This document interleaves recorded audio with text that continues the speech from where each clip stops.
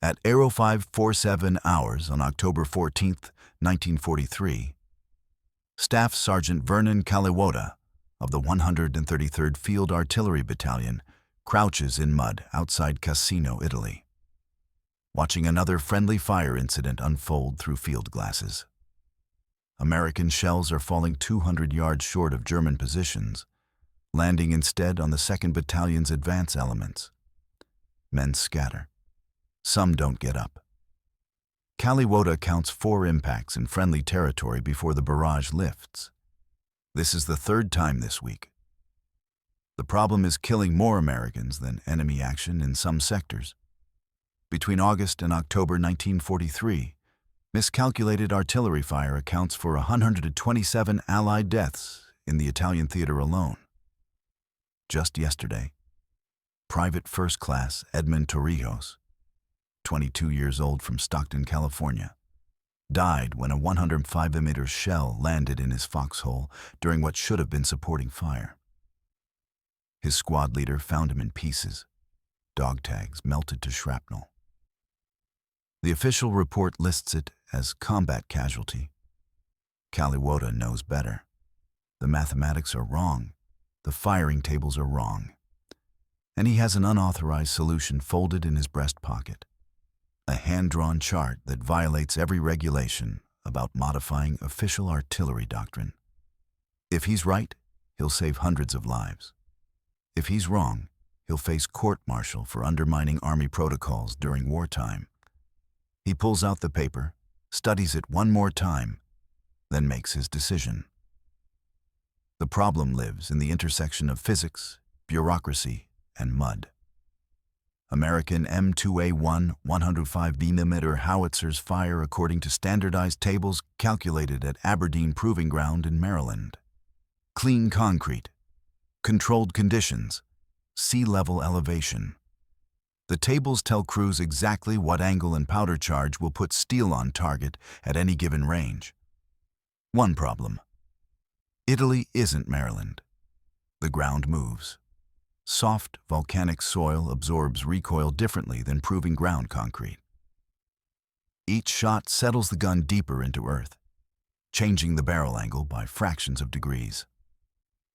By the 20th round in a fire mission, the accumulated error puts shells 200 yards off target. Sometimes long, often short, always unpredictable. 2 weeks ago, Corporal James Ridenauer, 19 from Tazewell, Virginia, died when supporting fire landed in his position during a German counterattack outside Mignano. The forward observer had called in perfect coordinates.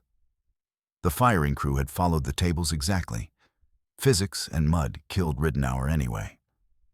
3 days after that, 2nd Lieutenant Michael Gravetsky, 24 from Perth Amboy, New Jersey, took shrapnel through the neck when a correction round fell short during a preparation barrage.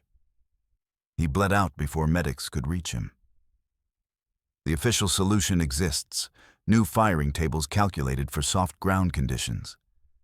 But it's stuck in committee at artillery school in Fort Sill, Oklahoma.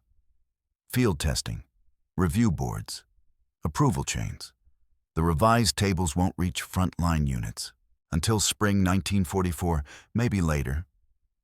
Meanwhile, 1 in every 47 American artillery casualties in Italy comes from American artillery. The crews know they're killing their own men. They follow procedures anyway. Nobody has authorization to deviate from doctrine. Vernon Kaliwota grew up in Wilbur, Nebraska, population 1,453, where his father ran a gunsmithing business out of a converted barn. Summer evenings meant cleaning hunting rifles on the back porch while his father explained ballistics, how barrel length affects velocity, how temperature changes powder burn rates, how a scope zeroed at 70 degrees shoots different at 30 degrees. Kaliwota learned to think in variables. At 17, he watched his father diagnose why a farmer's rifle was shooting 8 inches low at 100 yards. The rear sight was fine. The front sight was fine. The problem was the farmer had replaced the original wooden stock with one cut from green lumber. The wood had dried and warped microscopically, changing the barrel's relationship to the sights. His father shimmed it with 2 business cards. Problem solved. The lesson stuck. Official specifications don't always account for real-world conditions. Now Kaliwoda is a fire direction specialist with the 133rd, the man who translates observer coordinates into firing solutions. He plots targets, calculates angles, assigns powder charges. 3 weeks ago, he started tracking every round his battery fired. Target coordinates, firing data, impact location reported by observers. He borrowed a surveyor's level from engineers and measured how deep the gun settled after each salvo. The pattern emerged clearly. Systematic error, predictable deviation. He realized he could fix this with arithmetic. No new equipment, no supply chain. Just corrected calculations that account for what the gun actually does in Italian mud, instead of what the tables say it should do on Maryland concrete. The moment came on October 9th. Watching crews prep for a fire mission, knowing the tables would put rounds short again, knowing men would die again. He could correct it, right now, without permission. The breakthrough arrives at 02:30 hours in a maintenance tent, lit by a single kerosene lamp. Kaliwoda has firing data spread across a folding table. 64 fire missions, observer reports, impact plots. He's been awake for 19 hours. The pattern finally crystallizes. For every 10 rounds fired, the gun settles 0.34 inches deeper into soil. That changes the angle of elevation by 0.08 degrees. At 3,000 yards, 0.08 degrees means 67 yards of deviation. The standard tables don't account for progressive settling. They assume each round fires from the same position. But Kaliwoda can see the curve in his data. The first shot lands close to target. Each subsequent shot falls slightly shorter until the 10th round is dangerously off. The correction is simple. Add 0.12 degrees of elevation for rounds 2 through 5. Add 0.99 degrees for rounds 6 through 10. Reset after 10 rounds by repositioning the gun. He writes the corrections on a single sheet of paper, converts them to mil adjustments gunners can dial in quickly. The entire correction table fits in 4 columns. At 04:10 hours, he approaches his battery's guns. The crews are sleeping. He finds Corporal Desmond Thackeray, gun chief for number 3, a dairy farmer from Wisconsin who trusts math more than doctrine. Kaliwoda shows him the paper. This corrects for settling. Each round, you add these mils. Your shells stop falling short. Thackeray studies it by flashlight. This ain't in the book. The book's wrong. You clear this with the captain? If I do, he says no. Then men die while he requests clarification from division. Thackeray folds the paper into his pocket. Next fire mission, we try it. If it works, nobody knows. If it fails, I never saw this. The calculation runs through Kaliwoda's head constantly. Career versus lives. Court-martial versus conscience. The penalty for unauthorized modification of fire doctrine is severe.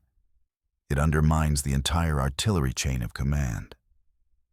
But the cost of following doctrine is visible in casualty reports every morning. He's choosing to save lives over following orders. The Army won't thank him for it. The first combat test comes at 1134 hours on October 16, 1943. Second Lieutenant Franklin Jessup, forward observer with B Company, calls in a fire mission. German machine gun position, grid coordinates precise. Jessup is 23, from Meridian, Mississippi, commissioned 6 months ago. Terrified of calling in another short round. His last fire mission killed 2 men from his own platoon. He's been requesting danger close fire with extra safety margins, which means less effective suppression, which means more Americans die attacking positions that should have been neutralized. Today, he spots a German MG-42 team setting up in a stone farmhouse 800 yards northwest of his position. American infantry is preparing to advance through that exact killing zone in 15 minutes. Jessup calls in the coordinates, marks his own position, requests high explosive. At the gun line, Corporal Thackeray receives the fire mission. Number 3 gun loads, aims according to standard tables. Then Thackeray adds Kaliwota's corrections. First round, add 0.12 mils elevation. He cranks the adjustment. The crew doesn't question it. They fire. The first round detonates 30 meters behind the farmhouse. Close. Thackeray calls the adjustment. Loads round 2 with the next correction increment. Fire. This one hits the farmhouse roof, collapsing the second story. Round 3 impacts the ground floor. Direct hit. Jessup watches through binoculars as the German position disintegrates. The MG-42 falls silent. Debris and smoke. When the barrage lifts, Jessup sits in his foxhole, shaking. Those rounds landed exactly where he called them. Every single one. No shorts, no longs. Precision he hasn't seen since Maryland training. When he returns to the gun line that evening, he finds Kaliwota. What changed? Your battery just put 6 rounds in a 15-meter circle at 2,800 yards. That doesn't happen. Kaliwota shows him the correction sheet. Accounts for settling. Keeps the math honest. Jessup takes a copy. Every forward observer needs to know about this. You just saved my entire company. Word spreads through channels that don't appear on organization charts. Artillery sergeants talk to each other during ammunition resupply. Forward observers compare notes in command posts. By October 20th, 3 other batteries in the 133rd have copies of Kaliwota's correction table. Gun chiefs are teaching their crews the unauthorized adjustments, swearing them to silence. By October 24th, the entire regiment is using modified firing data. Nobody tells the officers. The corrections work too well to risk administrative interference. Sergeant Malcolm Pritchett from the 158th Field Artillery photocopies the table during a maintenance stand-down. Distributes it to 4 neighboring battalions. By November 1st, 19 artillery battalions in 5th Army have Kaliwota's corrections. Mechanics install them at night, teaching gun crews the adjustments before dawn fire missions. The spread accelerates. 5 batteries become 50. 50 become 500. Forward observers start requesting fire from units they know are using the corrections, units whose shells land where called. The statistics shift dramatically.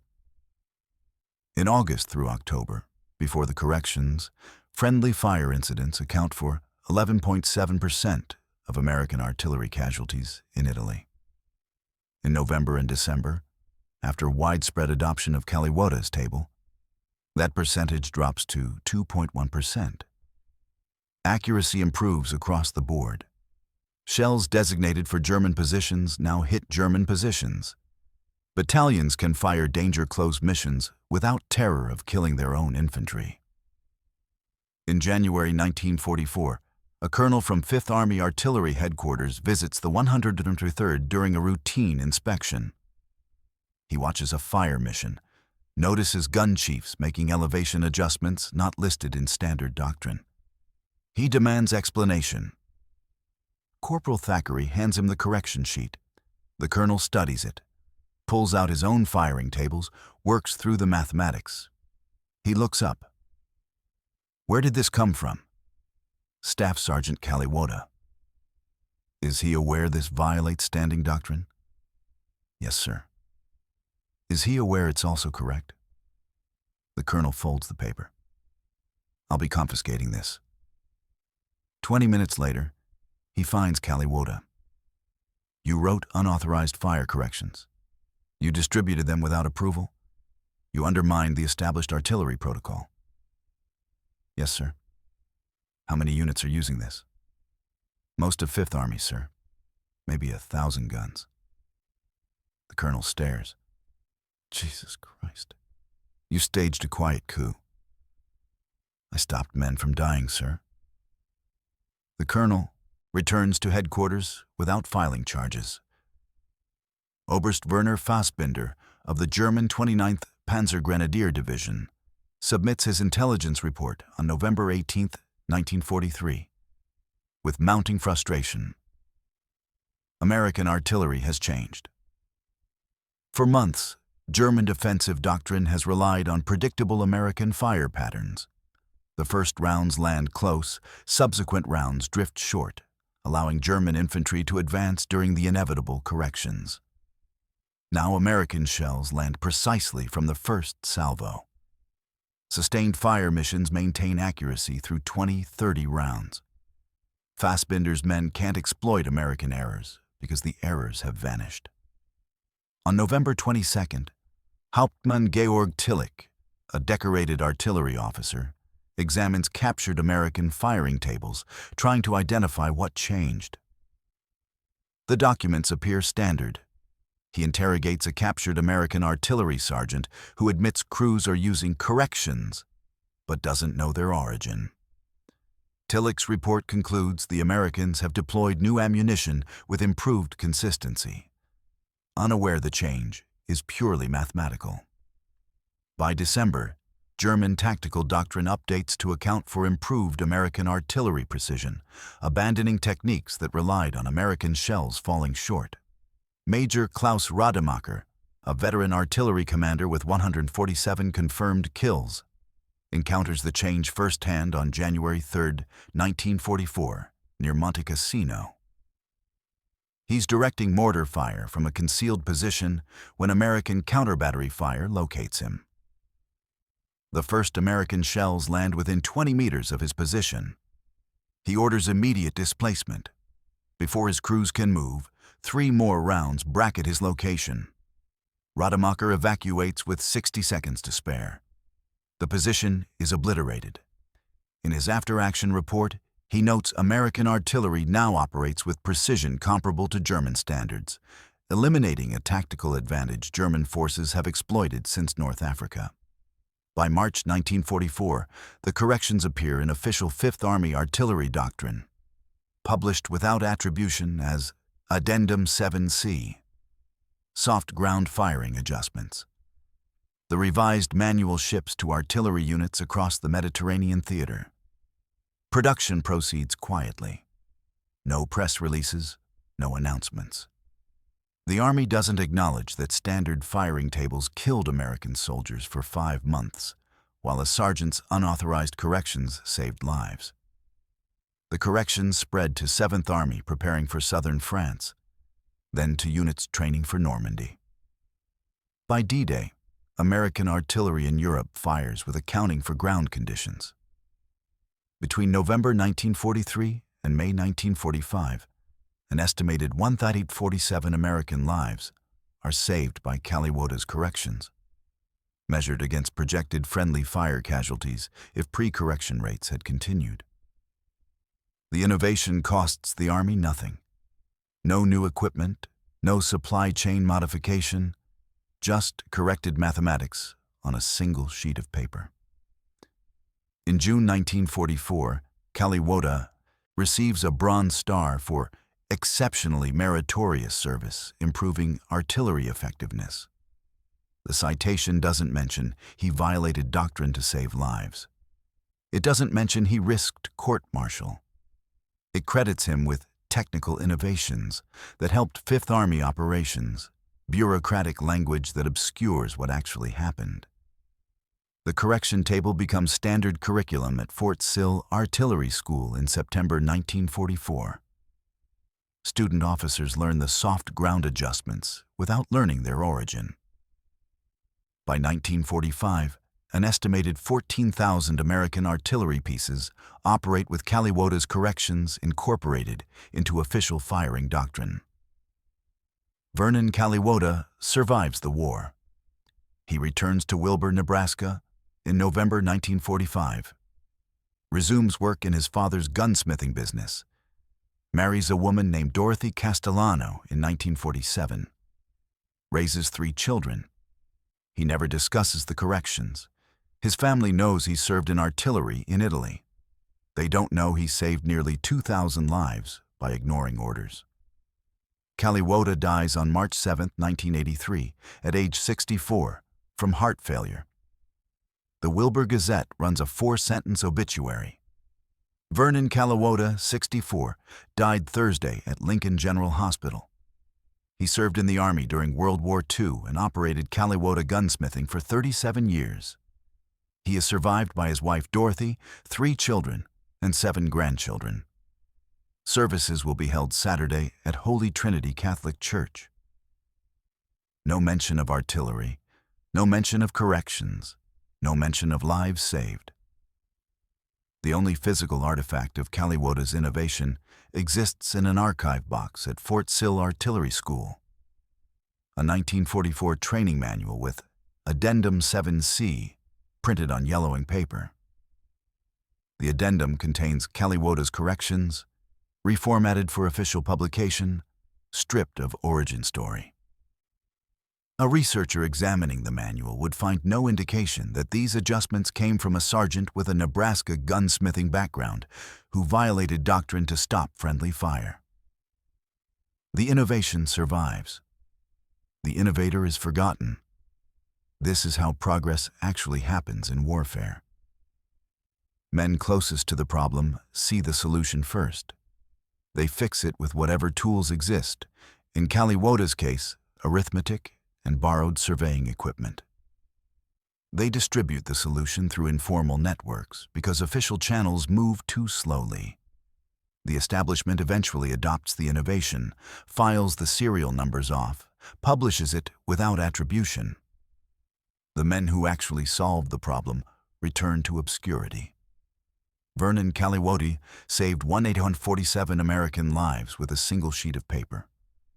The Army gave him a Bronze Star and buried his story in bureaucratic language. He died unknown. His innovation lives in doctrine nobody remembers to question. At 5:47 hours on October 14, 1943, Staff Sergeant Vernon Caliwota made a calculation. Career versus lives. Following orders versus saving men. He chose conscience over regulation. The shells stopped falling. Short. Men who would have died lived instead. And 50 years later, nobody remembers his name. War is fought by soldiers following doctrine, but war is won by sergeants who know when doctrine is killing people and fix it anyway. Regulations be damned. Vernon Caliwota understood what the generals couldn't see from their headquarters. That real precision comes from accounting for real conditions. That mathematics matters more than rank. That sometimes saving lives means ignoring the people who claim authority over death. Every artillery correction calculated today, every shell that lands where it's supposed to land, every forward observer who trusts his fire support, they all inherit Vernon Caliwota's gift. They just don't know it. That's the way he would have wanted it anyway. The work mattered. Recognition didn't. The shells landed true. That was enough. The truth about Caliwota's corrections almost dies completely in 1967. The Army is modernizing artillery doctrine, digitizing firing tables, converting everything to computer-calculated trajectories. A team of civilian analysts at Aberdeen Proving Ground reviews historical doctrine to identify which manual adjustments still matter in the computer age. They find Addendum 7C buried in a 1944 manual. The mathematics looks crude to them. Hand-calculated corrections, imprecise terminology, no theoretical framework explaining why these specific numbers work. A junior analyst named Patricia Wolcott recommends deleting it. This looks like field expedient math from World War II. We have better data now. Her supervisor, a retired artillery colonel named Raymond F., stops her. He's 71 years old, served in Italy with the 34th Infantry Division. He remembers when American artillery suddenly got accurate in late 1943. Everyone noticed. Nobody knew why. "Keep that addendum," F says. "I don't care if it looks crude. It worked when nothing else did." Wolcott preserves Addendum 7C in the digitized doctrine. She adds a footnote. "Historical correction table, origin unknown, retained for reference." The notation includes no context about Kaliwote, no explanation of how a Nebraska gunsmith's son saved nearly 2,000 lives with unauthorized mathematics. Just a footnote acknowledging something worked once, somewhere. In 1989, a military historian named Dr. Marcus Wendell researches friendly fire incidents for a book on combat effectiveness. He's digging through casualty reports from the Italian campaign when he notices the statistical anomaly. Friendly artillery casualties dropped by 82% between October and November 1943. No explanation in official records. No policy change documented. Just a sudden dramatic improvement that nobody bothered to explain. Wendell spends 2 years tracking down the cause. He interviews veterans, requests archived documents, submits Freedom of Information Act requests to the Army. Most of the men who knew about Kaliwota's corrections are dead by 1989. Those still alive remember the corrections worked, but can't remember who created them. "Some sergeant figured it out," one veteran tells Wendell. "Smart guy, never got credit." Wendell finally finds a reference in a Bronze Star citation from June 1944. Staff Sergeant Vernon Kaliwota recognized for technical innovations improving artillery effectiveness. He tracks down Kaliwota's service record, discovers he died in 1983. Locates his widow Dorothy still living in Wilbur, Nebraska. Dorothy is 79 years old when Wendell calls her in February 1991. She remembers her husband served in artillery. He never talked about the war much. He kept a box of papers in the attic, maps, photographs, some kind of charts. After he died, she packed everything into storage. Would Dr. Wendell like to see them? Wendell drives to Wilbur in March 1991. Dorothy brings down a cardboard box containing Vernon Kaliwota's war memorabilia.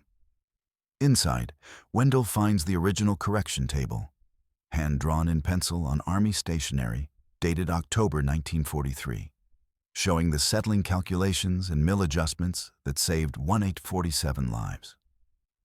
He finds Kaliwota's personal notes tracking 64 fire missions, measuring gun settling rates, working through the mathematics that nobody at Aberdeen Proving Ground had considered. He finds a letter from 2nd Lieutenant Franklin Jessup, the forward observer who first used the corrections in combat, written in November 1943. "Sergeant Kaliwota, your corrections saved B Company yesterday. 6 rounds, 6 hits. My men are alive because you fixed the math.